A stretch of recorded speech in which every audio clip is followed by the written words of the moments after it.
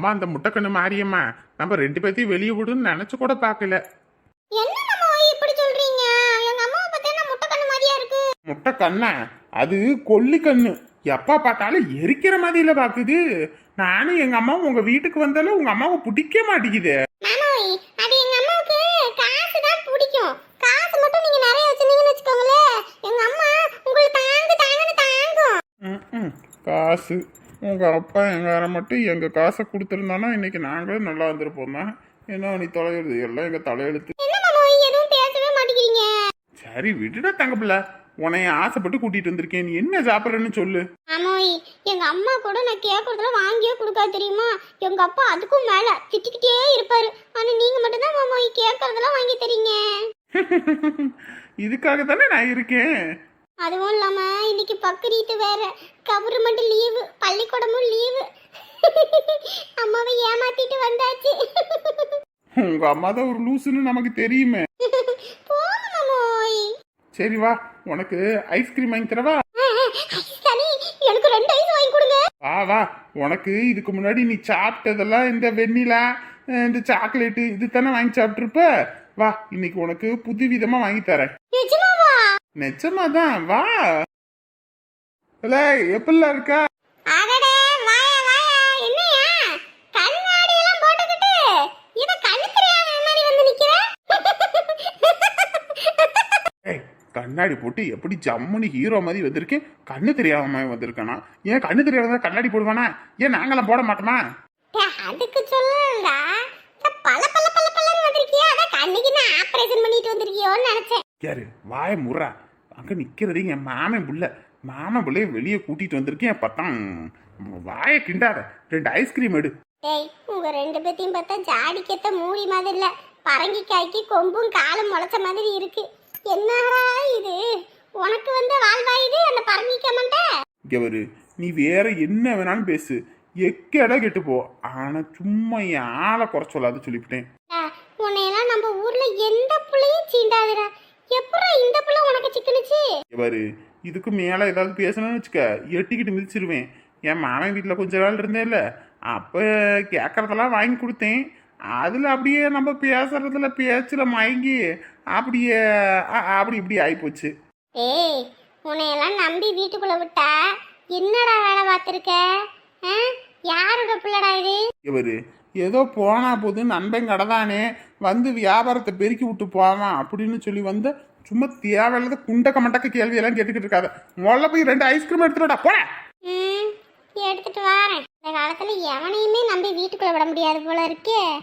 ஆத்தாடி ஆத்தா. இவடா சும்மா இந்த வெண்ணிலா கிண்ணிலான்னு எடுத்துட்டு வராம நல்ல ஐஸ்கிரீமா பார்த்து எடுத்துட்டு வா. விலை காஸ்ட்லியா இருந்தாலும் பரவாயில்ல, எம்புட்டா இருந்தாலும் பரவாயில்ல, என் செல்லத்துக்கு நான் வாங்கி கொடுக்க போறேன். அப்பனா 500 ரூபாய்க்கு இருக்கு, அந்த ஐஸ் எடுத்துட்டு வரவா? அதுதான் காஸ்ட்லியான ஐஸ். எடுத்துட்டு வாடா, எவ்வளவா இருந்தாலும் பரவாயில்ல, 2 எடுத்துட்டு வா.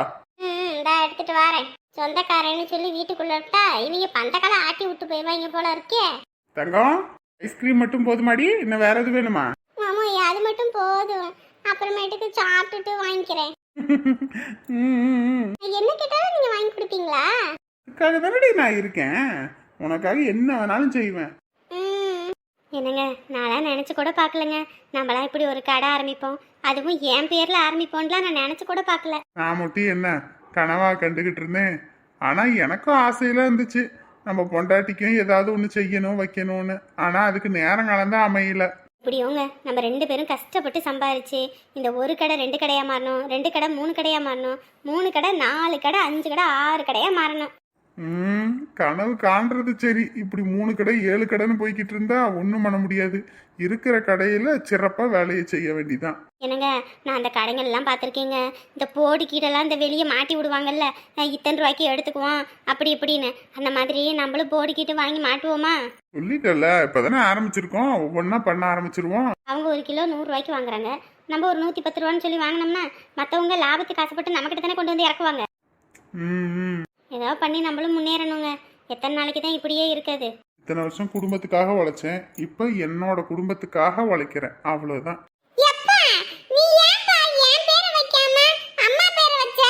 ஏண்டா கடைசி காலம் வரைக்கும் என் கூட இருக்க போறது என் பொண்டாட்டி தான், நீ ஏன் என் கூட இருப்ப? ஏன்டா ஒரு பொம்பளை பிள்ளையா இருந்துச்சுன்னா அடுத்த வீட்டுக்கு போயிடும், அவங்க குடும்பம் தான் முக்கியம்னு இருந்துக்கும். நீ கல்யாணம் ஆயிடுச்சுன்னா நீ உன் பொண்டாட்டி பேச்சு கேட்டுக்கிட்டு நீ உன் பொண்டாட்டியோட போயிடுவ. அப்புறம் எனக்கு யார் இருக்கா? உங்க அம்மா தான் இருக்கா. உங்க அம்மாவுக்கு நானு, எனக்கு அவ. அதனால உங்க அம்மா பேர் தான் நான் வைப்பேன்.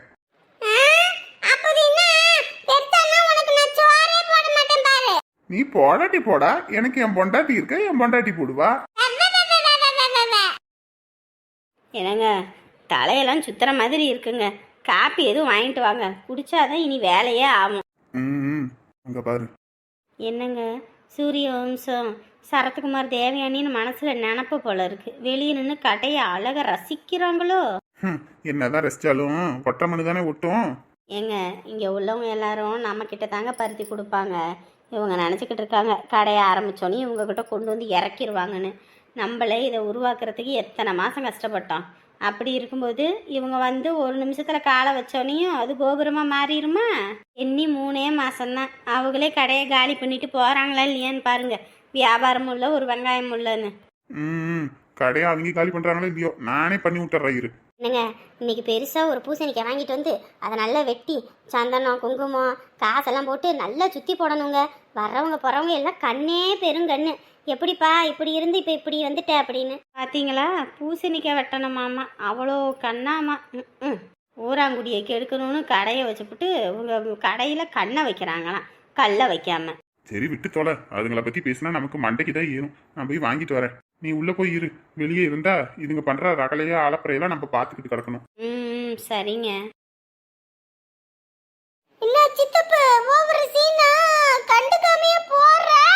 பிள்ளையவா பெத்து விட்டுருக்காங்க, பிசாசை பெத்து விட்டுருக்காங்க. எப்படி பேசுது பாரு. கொஞ்சமாவது மட்டும் மரியாதை இருக்குதா? என்னமோ சித்தப்பான் சித்தப்பும் வெங்காயம். அவன் தான் கண்டுக்காம போறான்னு தெரியுதுல, அப்புறம் என்ன அவன்கிட்ட பேச்சு?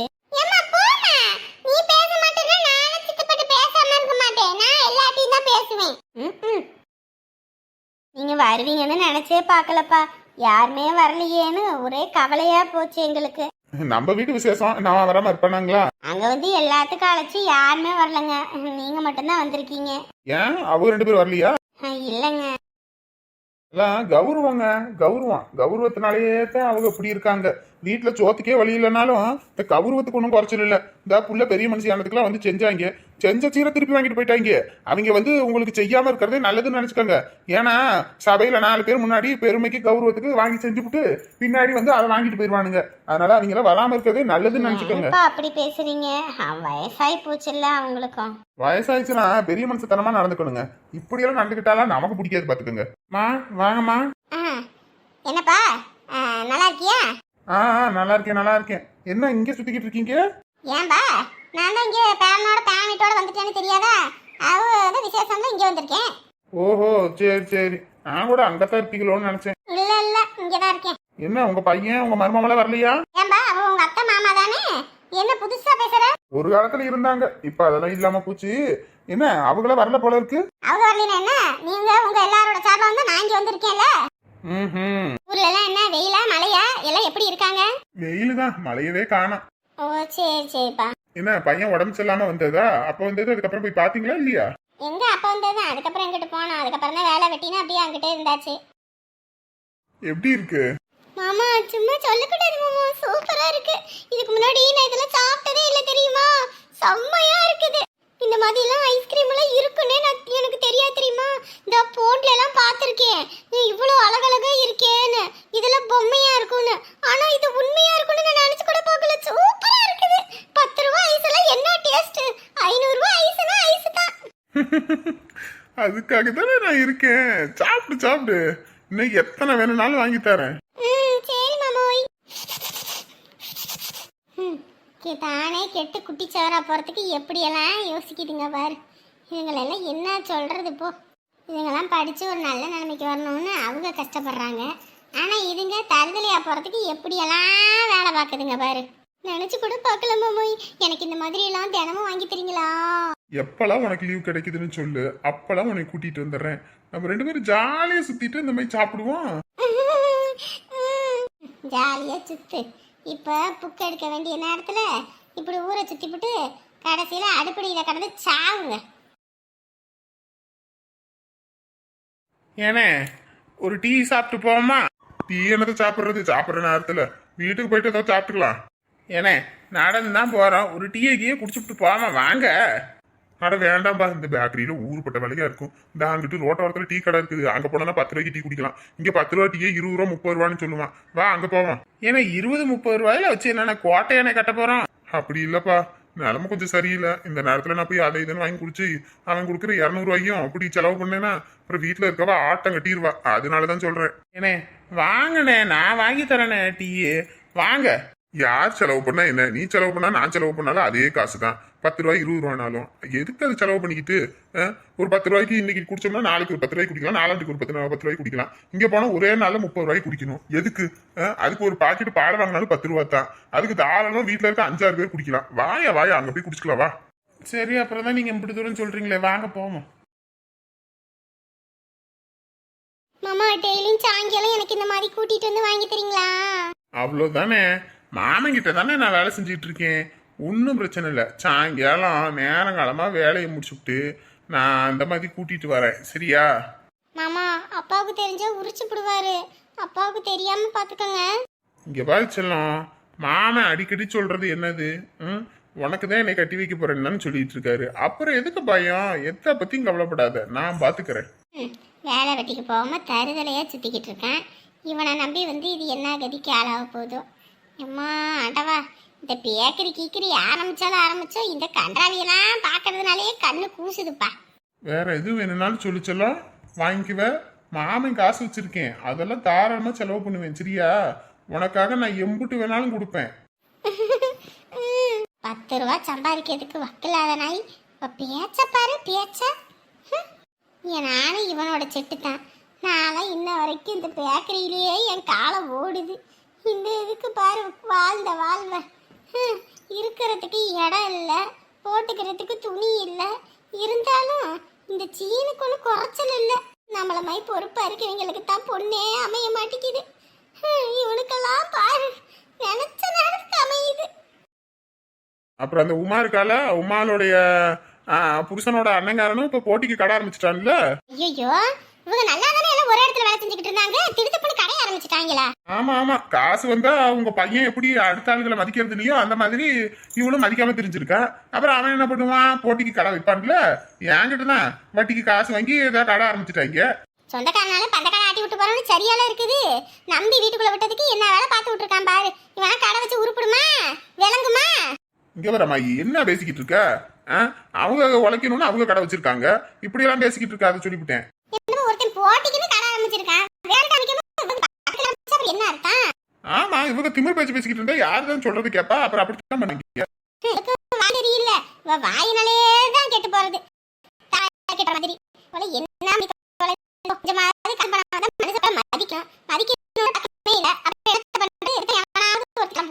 சரி தம்பியாச்சு, இனி என்ன கிளம்புவோமான்னு கேட்போம்.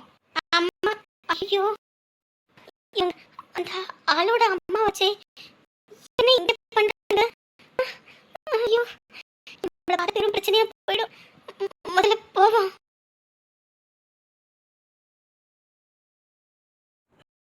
அந்த லட்சணத்துல புள்ள வளர்த்திருக்காரு. நானும் தான் புள்ள வளர்க்கிறேன். என் புள்ள இந்த ஊர்ல ஒருத்தர் கிடையாது. நான் கிழிச்சா கோட்டை தாண்ட மாட்டா. இப்பயும் என்னை பார்த்தா பயந்து நடுங்கிட்டு இருக்கும் என் பிள்ளையெல்லாம். உங்க வீட்லயும் தான் உங்க பையன் புள்ள வளர்த்திருக்காரு. புள்ள வளர்த்த லட்சணத்தை பார்த்தா தெரியாது. 2 பிள்ளைங்களும் என்ன புள்ள. என் புள்ள பாருங்க, ஊரே மெச்சர் அளவுக்கு வண்டி கிளம்புவோம். நம்ம வீட்டுக்காரங்க ஒழுங்கா இருந்தா நம்ம வாயை திறந்து பேசலாம். நமக்கு பிள்ளைங்கன்னு அது பிறந்திருக்கு பாரு எந்த லட்சணத்துலன்னு. என் பேர மாதிரி வருமா? இவன் கிளிக்கிற கிளிப்புக்கு என்ன பேச்சு பேசுறான் பாரு. அற்பனுக்கு வாழ்வு வந்தா அத்தரத்துல கொடப்படி பண்ற கதையா? இவனுக்கு வாழ்வு வரவும் என்னென்ன பேச்சு பாரு, ஏகத்தால பேச்சு. இவனும் புள்ள வளர்த்திருக்கான்ல, வரும். அடுத்தவங்களுக்கு செய்யற பாவத்துக்கு வராமையா இருக்கும். போதவில்லையே போதவில்லையே உன்னை போல போதை ஏதும் இல்லையே. என்ன மேடம், அங்கிட்டு ஒரு பக்கம் இழுத்துக்கிட்டு போகுது. என்னக்கா சொல்றீங்க? இல்ல, வெக்கம் ஒரு பக்கம் இழுத்துக்கிட்டு போகுதுன்னு சொன்னோம்.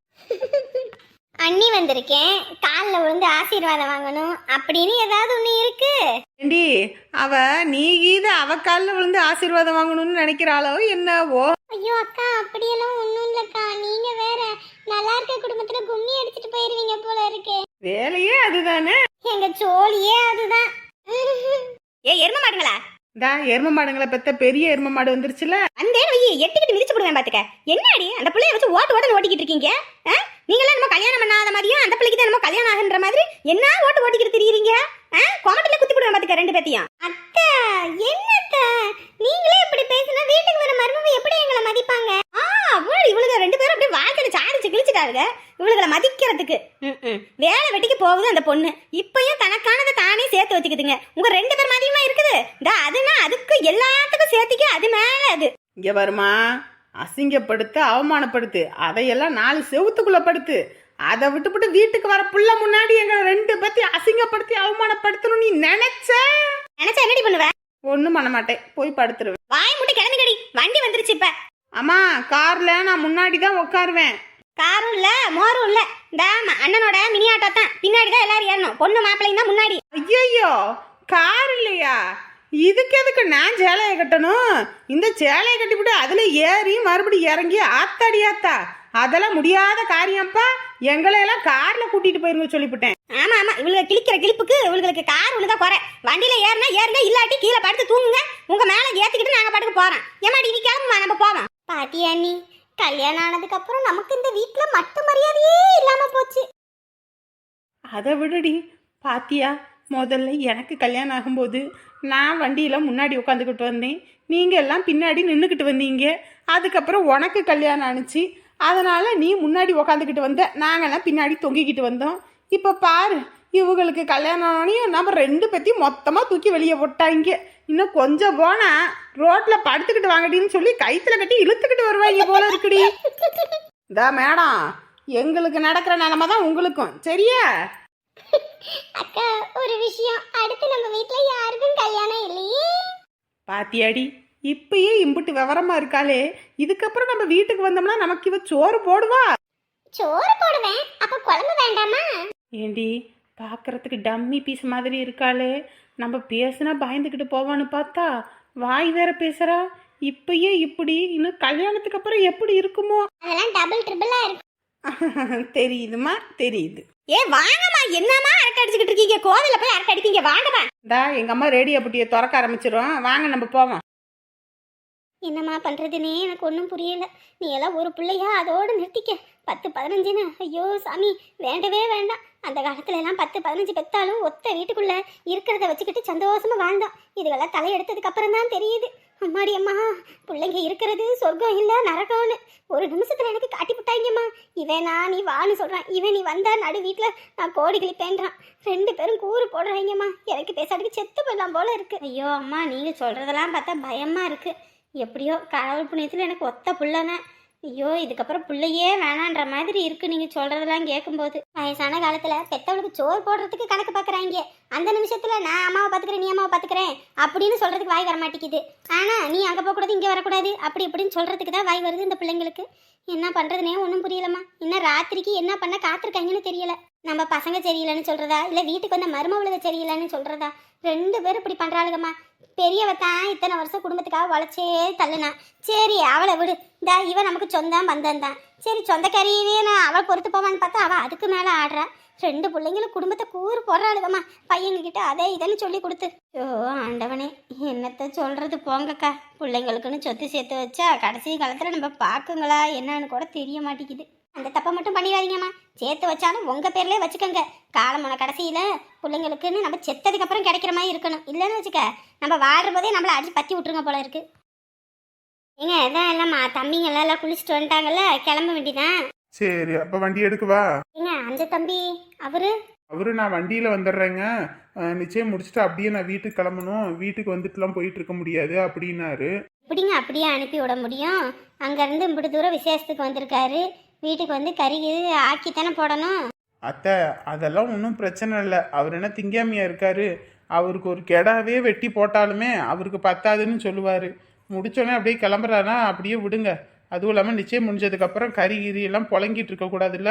நீங்கள் தம்பி வந்தவருக்கு எதுவும் செய்யலைன்னா எதுவும் நினச்சிக்கு வர என்னவோ. அதெல்லாம் கன்சிடர் பண்ணாதீங்க, அதெல்லாம் கவலை இல்லாமல் இருங்க. ஏற்கனவே செலவு ஊறுபட்டது இருக்குது, இதில் இதுவும் வேறன்னா உங்களுக்கு தான் சிரமமாக இருக்கும். சரி வாங்க போவோம், மணி ஆயிட்டு, மற்றதெல்லாம் அங்கே போய் பார்த்துக்கலாம். ஏங்க அங்கே போய் அண்ணன் அந்த அம்மா எல்லாம் போய் பார்த்துக்கறேன்னு சொல்லிட்டாங்கல்ல.